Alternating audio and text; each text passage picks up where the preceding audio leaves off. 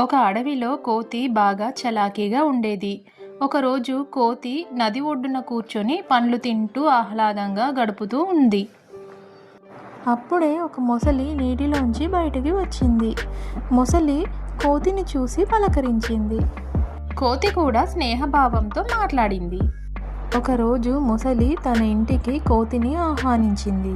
చెట్టు మీదే అలవాటు పడిన కోతి మొదటిసారి నీటిలోకి దిగుమంటే భయపడింది.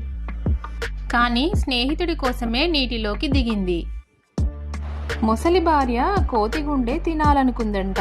మొసలి కోతిని ఇంటికి తీసుకెళ్తూ తన భార్య కోరిక చెప్పింది.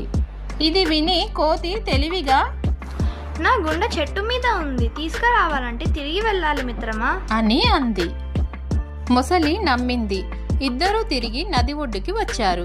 కోతి వెంటనే చెట్టెక్కి, నీవు నమ్మక ద్రోహం చేశావు, ఇంతటితో నీ కథ ముగిసింది అని చెప్పి మొసలిని విడిచేసింది. తెలివిగా ఉండగలిగితే ఎలాంటి ప్రమాదాన్నైనా సులువుగా తప్పించుకోవచ్చు.